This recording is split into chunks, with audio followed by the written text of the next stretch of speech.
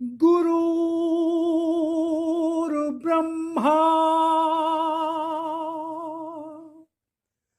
गुरुर्विष्णु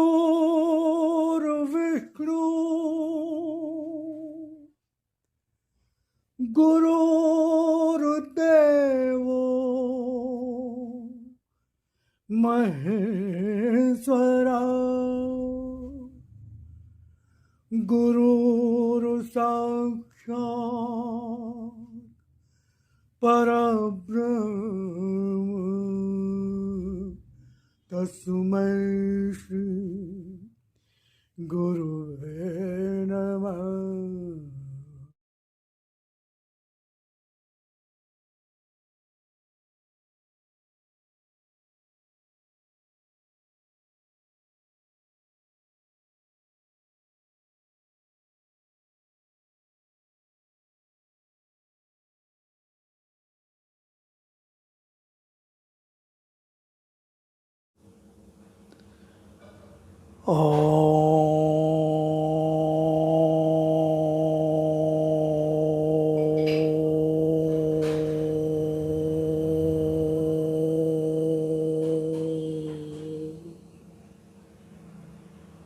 ॐ भूर्भुवः स्वः तत्सवितुर्वरेण्यं भर्गो देवस्य धीमहि धियो यो नः प्रचोदयात्।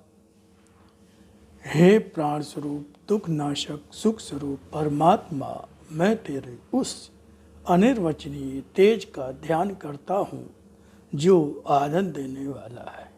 हे प्रभु, मेरी बुद्धि को, मेरे कर्मों को अपनी ओर ले चल। ओम ओम ओम। भगवान ने कहा, जन जन तक पहुँचो, जहाँ अंधकार है उस मन तक पहुँचो जहाँ मेरी पुकार है। इसी उद्देश्य की पूर्ति हेतु मैं इन वाणी की सामग्री को आपके समक्ष लाता रहा हूँ, लाता जा रहा हूँ, लाता रहूँगा। तो शुरू में मैं भगवान की वाणी का परिचय देता हूँ, जिसमें 2 से 3 मिनट लगते हैं। उसके पश्चात भगवान की वाणी का प्रारंभ होता है। अगर आप बहुत व्यस्त हैं, समय नहीं है, तो मैं समय दे देता हूँ कि कहाँ से भगवान की वाणी का प्रारंभ होगा। तो समय का अभाव होने पर आप वहाँ से उसको सुन सकते हैं, अन्यथा मेरा तो निवेदन आग्रह होगा कि आप उसको पूरा ही सुने। ओम ओम ओम राम।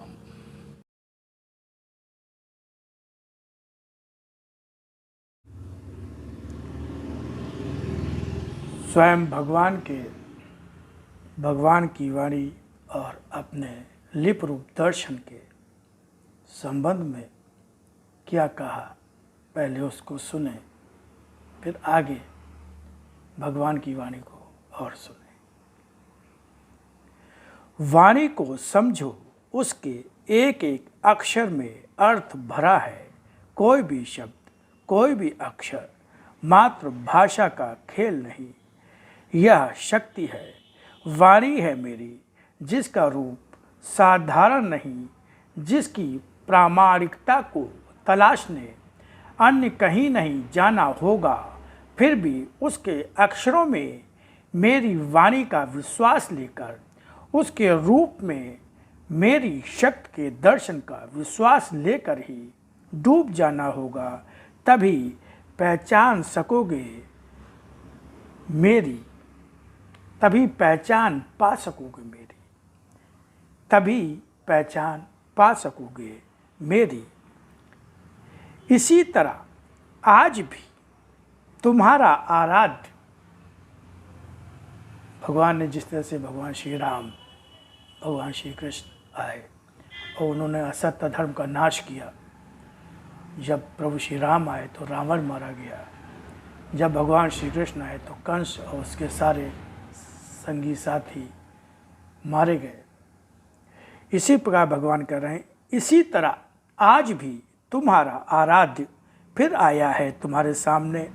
इसका रूप आज है वही जो पहले भी और सदा से ही पिता के रूप में, भगवान के रूप में कहते और पुकारते रहे हो अपने कष्ट भरे क्षणों में।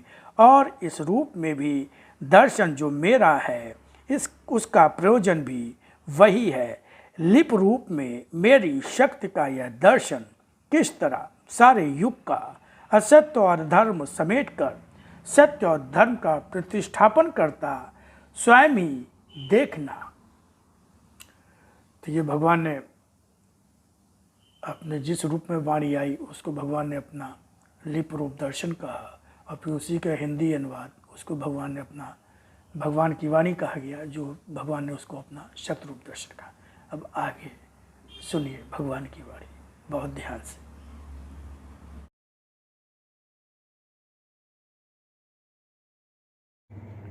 सत्य आत्मा का रूप ही है, या फिर जानते ही हो कि आत्मा तो मेरा अंश होने से अंश ही सत्य का है, तो उसका धर्म भी सत्य ही होता है। जब मनुष्य भक्ति, पूजा या साधना करता है तब वह सत्य असत्य जैसी बात कुछ सोचता ही नहीं।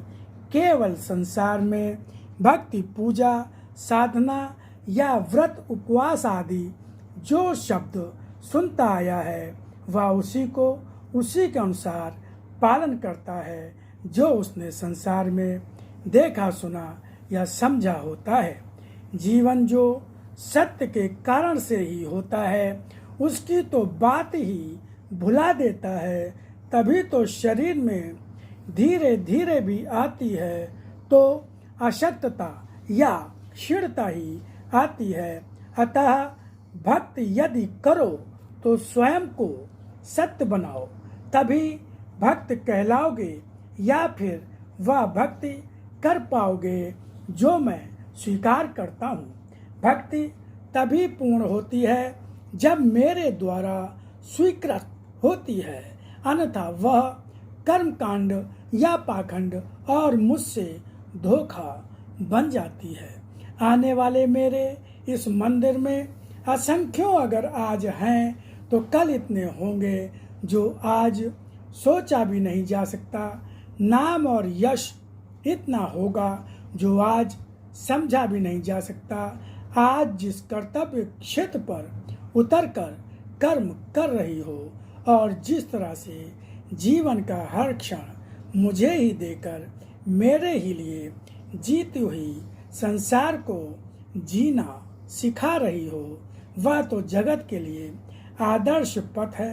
भक्ति करते हुए मुझ तक आने का इस पथ पर तुम्हारा जीवन एक क्षीण किरण की तरह जल भी रहा है, प्रकाशित भी हो रहा है, पर यह जलते हुए भी हर साधारण जीवन की भांति बुझ बुझ कर जलता बुझता दिखाई देता हुआ भी वैसा साधारण कभी भी नहीं होगा जैसा दीपक होता है।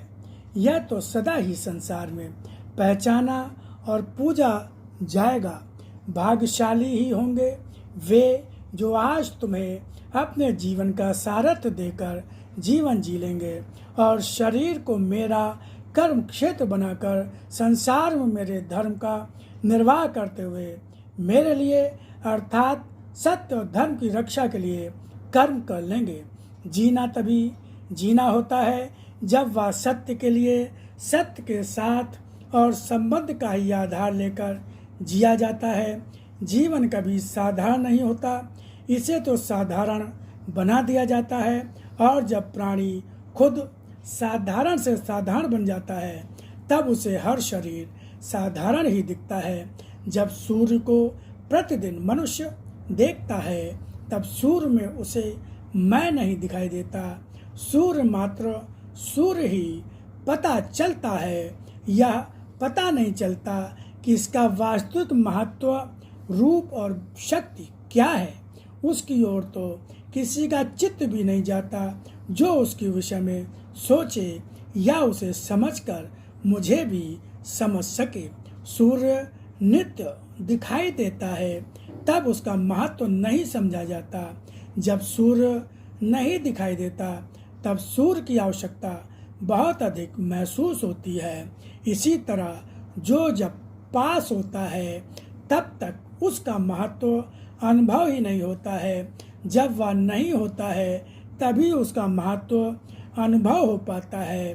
तुम्हारा जीवन भी तो ऐसा ही है, जो आज मनुष्य को अपने जैसा ही साधारण तो दिखता है, पर वास्तविकता इसकी कहाँ समझेगा वह जो इस तक नहीं पहुँचेगा, या फिर जो आज इसे साधारण मानकर मुझसे दूर ही रह रहा होगा, वह अंधकार की ओर जा रहा है।